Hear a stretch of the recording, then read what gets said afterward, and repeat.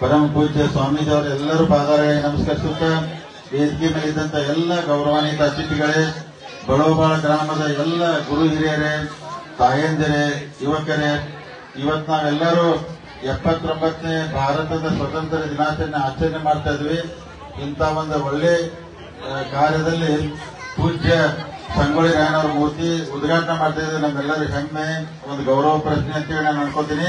ತಾವೆಲ್ಲರೂ ಬಳೋಬಾಳ ಗ್ರಾಮದ ಹಿರಿಯರು ಬಹಳ ದಿವಸದಿಂದ ಸಂಗೊಳ್ಳಿ ರಾಯಣ್ಣ ಮೂರ್ತಿ ಪ್ರತಿಷ್ಠಾಪನೆ ಮಾಡಬೇಕು ಅಂತ ಎಲ್ಲ ಹಿರಿಯರು ಬಹಳ ಬಂದಿದ್ರು. ಮತ್ತೆ ಈ ಮೂರ್ತಿ ಪ್ರತಿಷ್ಠಾಪನೆ ಮಾಡಕ್ಕೆ ಊರಿನವರು ಎಲ್ಲರೂ ತಾವು ಇದಕ್ಕೆ ಬಹಳ ಅಂದ್ರೆ ದೇಣಿಗೆ ಮುಖಾಂತರ ಸೇವಾ ಮಾಡಿದ್ರಿ. ಇದ್ರ ನಾವು ಒಂದು ಸಣ್ಣ ಸೇವೆ ಮಾಡಿದ್ವಿ. ಇದ್ರ ಜೊತೆ ಇನ್ನೊಬ್ಬರ ಹೆಸರು ಹೇಳ್ಬೇಕಾಗ್ತೈತಿ. ನಮ್ಮ ಬೆಂಗಳೂರಿನ KR4 MLA ಬಸವರಾಜ್ ಬೈರೇತಿ ಅವರು ಅಂದ್ರೆ ಇದಕ್ಕೆ ರೊಕ್ಕ ಕೊಟ್ಟರು. ಅದಕ್ಕೂ ಅವ್ರಿಗೆ ಈ ವೇದಿಕೆ ಮುಖಾಂತರ ಅಭಿನಂದನೆ ಸಲ್ಲಿಸ್ತೀನಿ. ಯಾಕಂದ್ರೆ ಅವರು ಈ ಕಾರ್ಯಕ್ರಮಕ್ಕೆ ಬರಬೇಕಾಗಿತ್ತು, ಅದು ಬರಕ್ಕಾಗಿಲ್ಲ.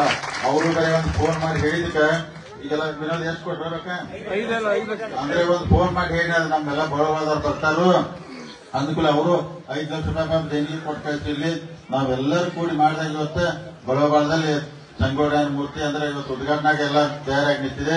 ತಾವೆಲ್ಲರೂ ಪೂಜ್ಯರು ಹೇಳಿದಂಗ ಸಂಗೊಳ್ಳಿ ರಾಯಣ್ಣವರು ಇಂಥ ಮಹಾನ್ ಪುರುಷರೆಲ್ಲ ಇದ್ದಾಗನ ಇವತ್ತು ನಾವು ಈ ಸ್ವತಂತ್ರ ದಿನಾಚರಣೆ ಆಚರಣೆ ಮಾಡ್ತಿದ್ವ. ಅಂತ ಪುಣ್ಯಾತ್ಮ ಕೋಟಿ ಇರ್ತಿರಲ್ಲ. ಇವತ್ತು ನಾವು ಬ್ರಿಟಿಷ್ ಕೈಯಾಗ ಗುಲಾಮಗಿರಿ ಮಾಡ್ಕೊತಿರ್ತಿದ್ವಿ.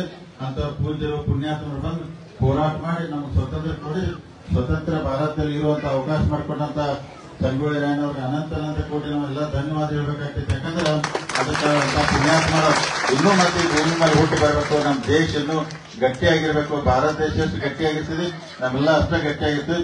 ಅದಕ್ಕೆ ಪೂಜ್ಯರು ಹೇಳಿದಂಗ ನಾವೆಲ್ಲರೂ ಸರ್ವ ಜನಾಂಗದ ಶಾಂತಿ ತೋಟ ಅನ್ನುವಂತ ಕರ್ನಾಟಕ, ನಾವೆಲ್ಲರೂ ಭಾರತ ದೇಶದಲ್ಲಿ 140 ಕೋಟಿ ಜನಸಂಖ್ಯೆ ಇದ್ರು ಇವತ್ತೆಲ್ಲರೂ ಅಂತರ್ಗತ ಕೂಡಿ ಬಾಳಬೇಕು.